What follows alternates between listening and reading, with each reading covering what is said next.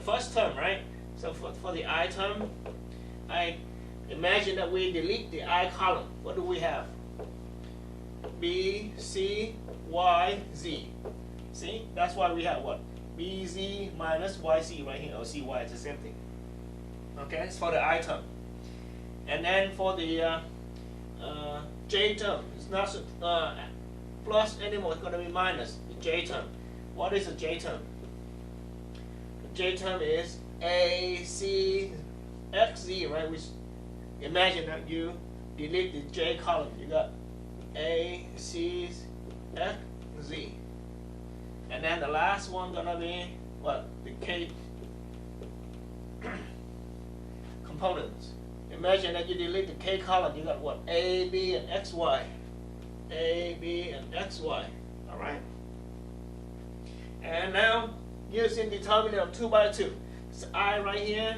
What you got for the first number? It's gonna be BZ minus CY, right? BZ minus CY. And then subtract. The J term is what? This is AZ minus CX. You see why this one I write CX minus AZ?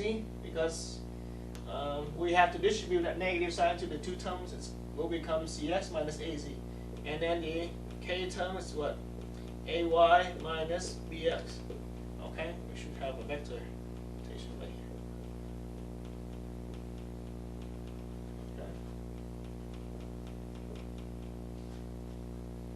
That's it. And the cross product going to give you back a vector, and this vector will be perpendicular to both U and V. Okay? Follow the right hand rule. U, V, X. U first, and then V, then X. Okay? So if V, U, we're going to go this way. V here, U here, go this way. Then the cross product is going to go there. Okay. There's a lot of application of cross products in physics. Torque, you see, you try to twist something using the force, then the torque is going to go to the perpendicular direction. Now let me talk about the angle between the two vectors U and V related to the cross product. We have cosine for the dot. Now sine theta, the angle between U and V. So sine theta will be calculated by U cross V over U times V. All right. But the cross product is going to give you a vector, so we're going to do absolute value right here. It's going to give you a number, and this is the magnitude of U times the magnitude of V. And here you're going to have this sign of the angle between the vector U and V. It'll be in that formula. And like last time, if angle theta is equal to 90 degrees, in other words, the two vectors are perpendicular to each other, and sine of 90 degrees equal to 1, okay? And 90 degrees is 1, right? And the cross of UV absolute value divided by UV equal to 1.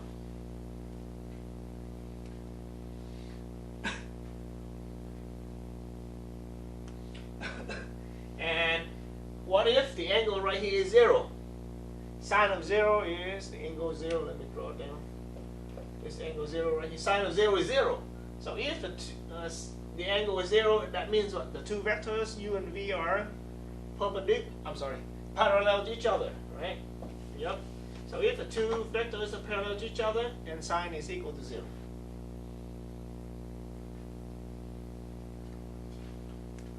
All right.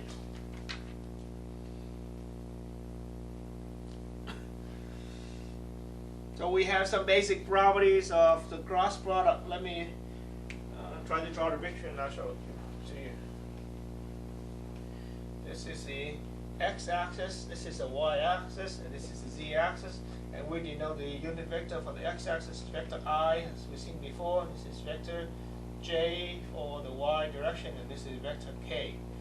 Those vectors got unit 1, okay? The magnitude is 1, and they're perpendicular to each other pairwise. Okay? So if you do I cross j, I graph J, I here, J here, you're gonna have K. Okay. What if you got J cross I? J cross I, you're gonna have what? Negative K, so forth and so on. Similarly, what if you have J cross K? J cross K is gonna point this way. Okay. J cross K will be equal to I. Okay. So forth and so on. You draw the picture, you can figure it out.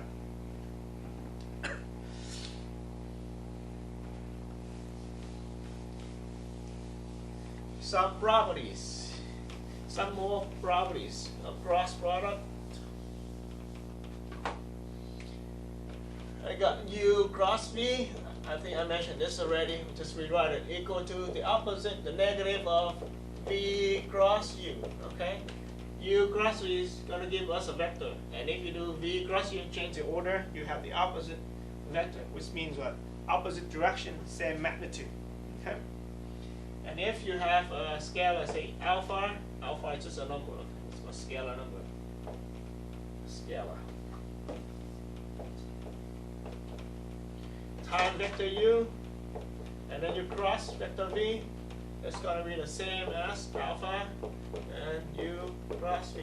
Keep in mind that I will never change the order. U first, V after. Always keep in that order. And it doesn't matter where the alpha multiplies. It's going to stay the same. Or it's the same as U cross alpha V. Okay. And the distribution law. Let me see. U plus V, everything cross W. That's gonna be U cross W plus V cross W. So you apply the distribution law right here, like U plus V and then everything times W.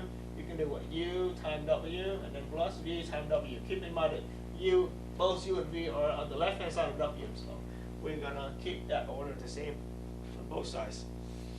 Okay, and of course you change the multiplication in front, say W cross U plus V. You're gonna have the same result, but now W is on the left, so what? W cross U plus W cross V, and of course this U plus V is going to be a vector, and you cross another vector, you got a vector. U cross W is a vector, plus another vector right here, you got a vector. That makes sense. Okay. And now the mix between the dot product and the cross product. What did I use in here? W dot U cross V is going to be equal to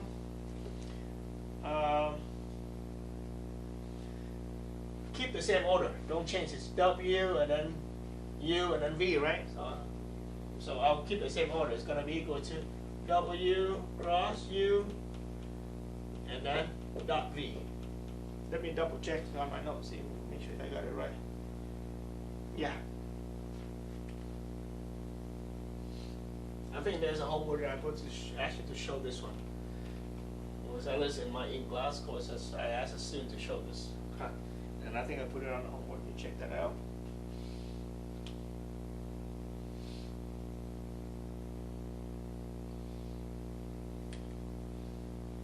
Pretty much now.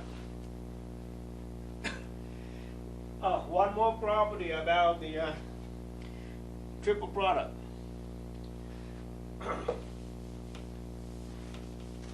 Let me use geometry to explain it to you.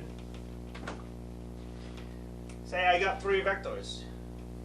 This is vector U, this is my vector V, and this is my vector W.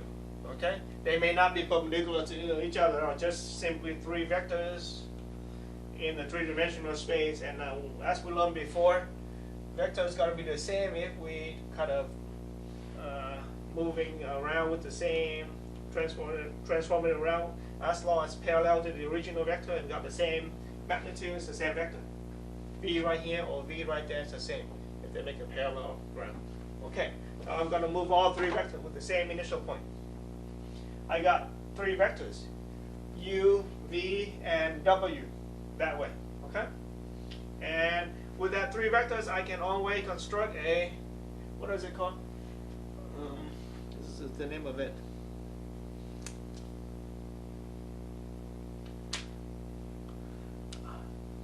Parallel E-pipe.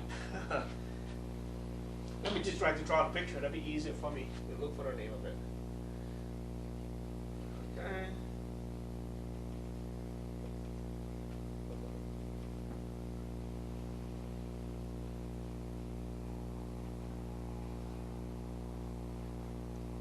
You guys see the cubic coming up?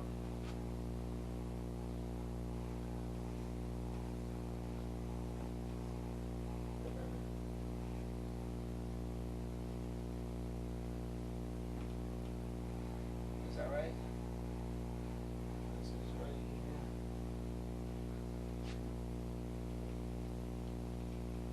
All right, looks like a box to you. Okay? And I claim that the combination of the dot product and the cross product going to give you the volume of that box right here. And the volume of this box is going to be equal to W dot U cross V. And since I don't know what's a positive or negative number, put the absolute value. Okay?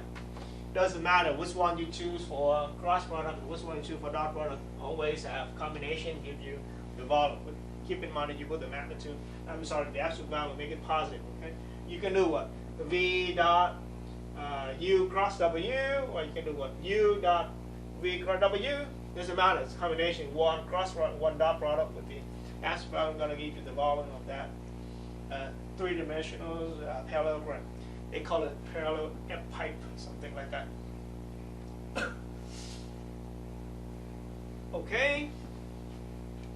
Let me see if I missed anything for the cross product before I move on.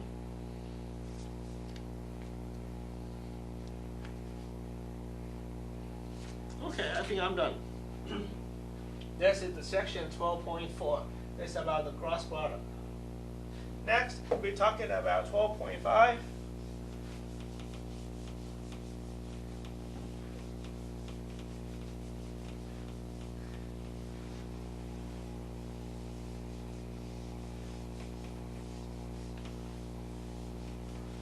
In 12.5, we'll be talking about equation of lines and equation of the planes in three-dimensional space.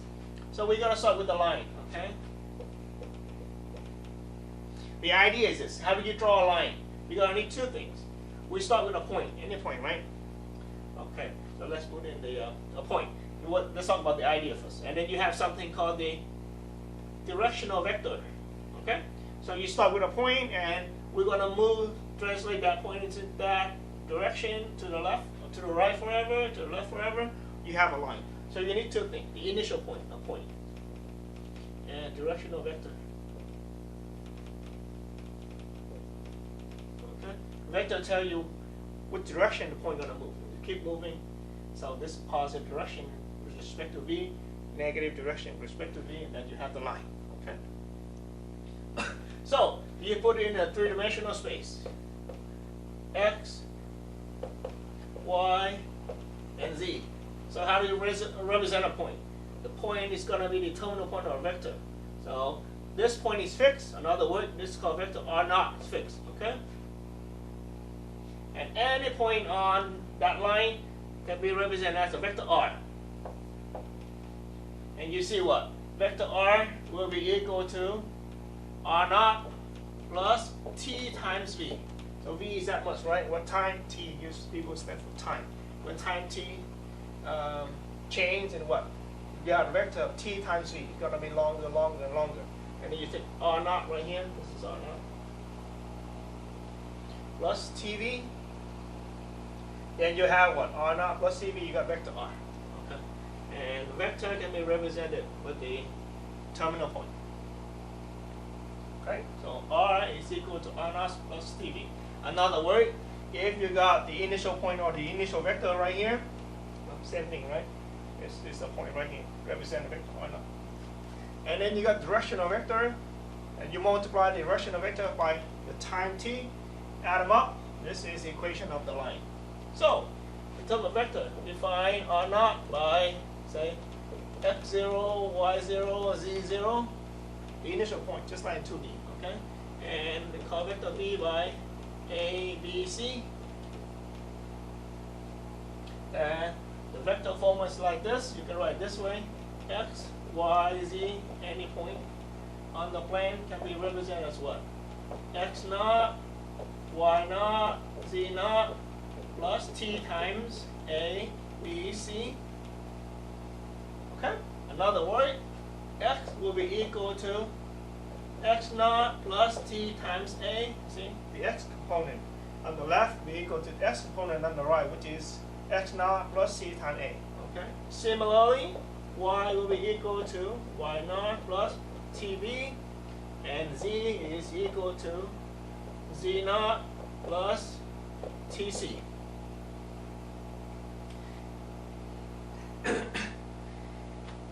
Any one of those ways of writing right here represent the equation of the line. This is the vector form of the line. Usually this is what I have in mind, because it's short, it's easiest. And usually I don't have it first, I have this one first. I'll show you. The idea of the line is what? You have a point, okay? And you know the direction of the point moving, then you have a line. So in terms of vector, a point can be represented as the initial vector right here, okay? And any point on a line can be represented as a vector r, a random vector r right here. So r naught plus a multiple of v, so v could be that short, v could be this short right here, right? Multiple of v could be that long. So t changes, 1v, 2v, 3v, 3.5v, long. Keep going longer. So r naught plus tv equal to vector r. This is the one I have in mind.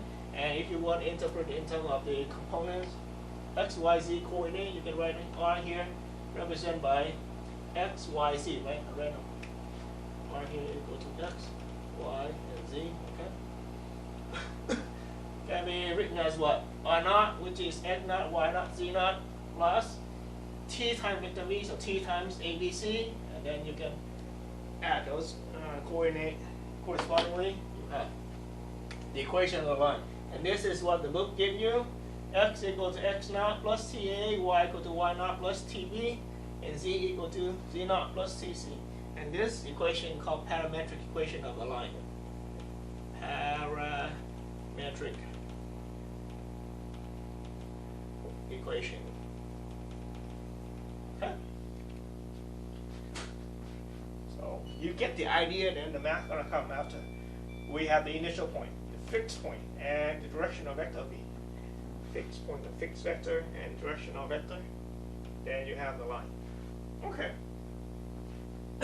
Now we have another form of the line, and the second form, it looks good, but sometimes it doesn't work, because in order to have this form, it requires that both all A, B, C are non-zero. Okay, so if you solve for t from here, from A, B, and C, let me erase this. I need some room to write. From the x equation, we solve for t. We got what? T is equal to x minus x naught divided by a, right? And similarly, for the second equation, we solve for t again. We have t is equal to y minus y naught divided by b. And for the last equation, t equal to z minus z naught divided by c, which is all equal to t. So we have another equation of the line right this way. X minus x naught over a equal to y minus y naught over b equal to z minus z naught over c. The advantage of this equation of a line is what? You don't see the parameter t at all. Just you have a directional vector ABC, you have the initial point x naught, y naught, z naught. You can set up the equation of a line. However, in order to get to here, we require what? All A, B, and C are non-zero, because you cannot divide by a zero number. Okay, and this equation of the line is called the systematic. Let me double check on the name. Make sure I say it right. Yeah, symmetric. Symmetric.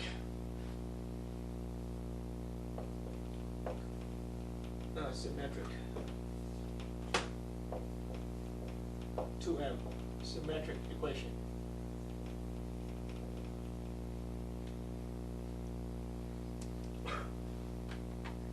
So you get some idea about the line. Line can be constructed on a three-dimensional space using two things: a point and directional vector.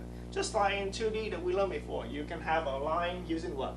A point and the slope. Right? Slope actually tell you the direction of the line. And let me see if I missed anything about the line before I move on. One more thing. Line segment. So this is a line what? Go to the right forever and send to the left forever, right? Now we are talking about line segment.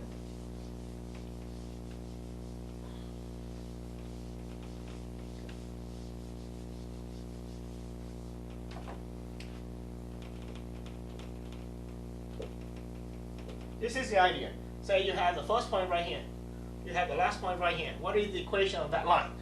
The line segment from here to there. It's not. It's standing to the left or to the right forever. It's just a segment. So say you have the original somewhere in here. So this called what? R0. Okay. So this one called R1. So all the points are going to start from here all the way to there. This is what you're looking for. The equation of this line right here. And the equation of this is this. Let's see, this one is called what? X0, Y0, Z0, okay? R1 here is called what? This angle bracket. Angle bracket. One here is what? X1, comma Y1, comma Z1.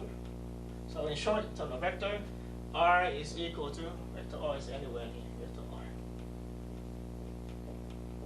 R. X, Y, Z, okay? R is equal to 1 minus T R0 plus T R1. Think of T as a parameter, or T is a time. T is run from 0 to 1. 0 less than or equal to T less than or equal to 1. Okay? So this is how I have in my mind before I write down the formula. I think of the initial point is right here, right? And I think of the points keep moving from here to there. So at here, the time is starting with equals 0. At the end, time t equal to 1. First point is here. Keep moving when time t change. The time t change from 0 to 0.1, 0.2, something like that. And then t equal to 1 at the end. So I have the formula. When t equal to 0, this is just what? 1 minus 0 is 1 or not, right? Then this is 0. When t equal to 1, and 1. 1 minus 1, 0, so no R0, just R1. Okay? We good? You can think of the equation for the line. This is vector V that you can think of as what? R1 minus R0. Okay? R1 minus R0. And that's the V right here. The V right here from R1 minus R0. And what? R equal to R0 plus T times R1 minus R0. This vector V right here. Go to R1 minus R0. And you have this. This is plus, okay? Now you simplify this. Distribute the T into two terms, combine the right term, you have this. This is R0 plus T times R1 minus T times R0. And then group the R0 together, you got 1 minus T R0. And then plus T times R1. Okay? And since this start right here is end right there, we have to restrict T from 0 to 1. And this is going to be very helpful later on, guys. Keep this with you because later on we're going to do line integral. We're going to do the integral from one point to another point, just a line or a straight line, and you're going to use this formula. It's going to be extremely helpful. So box this for me.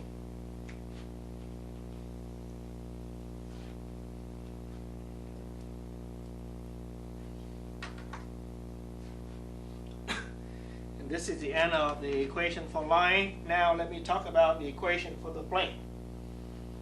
Okay? So plane. This one is 3, right? A plane. In order to have a plane, you guys are going to need two things, just like the line. First of all, you need a point on the plane. Okay? So this is called the point what? X0, Y0, Z0. This is a fixed point. And then you need to have what? A vector. Okay? Perpendicular to the plane. since any vector perpendicular to the line, you can shift it around. So I'm gonna move that vector perpendicular so that the initial point is the same as the point that I'm given. Okay, and this vector is called a normal vector, denoted by vector n, normal vector. Okay. So graphically, geometrically, you need two things to construct a plane: a point and a vector that is perpendicular to the plane. You have two things, you can construct the whole plane. How? Okay, so let's put in the 3D, right? X-axis, Y-axis, Z-axis. You can think of this initial point is like vector R0. So vector R0 is the same thing as what? X0, Y0, Z0, right? Okay, so any point on the plane, call this point called X, comma Y, comma Z, can be represented as a vector R in general. Vector R right here in general. X, comma Y, comma Z. Okay? So any point on the plane, if you connect with the initial point you have, you're going to have a vector. Okay? Say the vector n right here, the normal vector, is going to be perpendicular to every to the entire plane, so it's going to be perpendicular to every single vector on the plane. In other words, you take R, this vector right here. This small vector right here is going to be R minus R0. Okay, you take this one, subtract this one, you got a difference right here. So vector R minus vector R0 going to be a vector on the plane, and it's perpendicular to n. So according to what we learned before on the dot product, this one times vector n dot product will be equal to 0. A number, not a vector. Dot product. Okay. And that give you a hint, give us a hint to figure out the equation of the plane.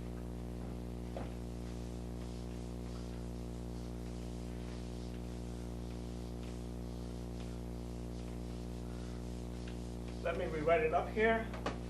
Vector R minus vector R0 is a vector on the plane, and you dot with the normal vector n. Since the two vectors are perpendicular, you got 0. And you multiply it out, R dot n minus R0 dot n equal to 0. And R is X, Y, Z. Let's give components for n. Let's go n is ABC, right? Vector n right here is equal to A, B, C, give it. Okay. Dot A, B, C minus X0, Y0, Z0, dot A, B, C again equal to 0. So this is what? AX. Hey, I don't even need to multiply them out. I think it's faster. Let me combine it so I don't have to write a lot. Okay, it's right. It's just okay. Anyway, let's finish this. AX plus BY plus CZ minus AX naught plus here plus what? BY naught plus CZ naught equal to 0. And now you combine the line terms, you have the equation. Well, this is the equation of the line. Okay? And if you call this one is D, and AX plus BY plus CZ plus D equal to 0. Equation of the line. Okay.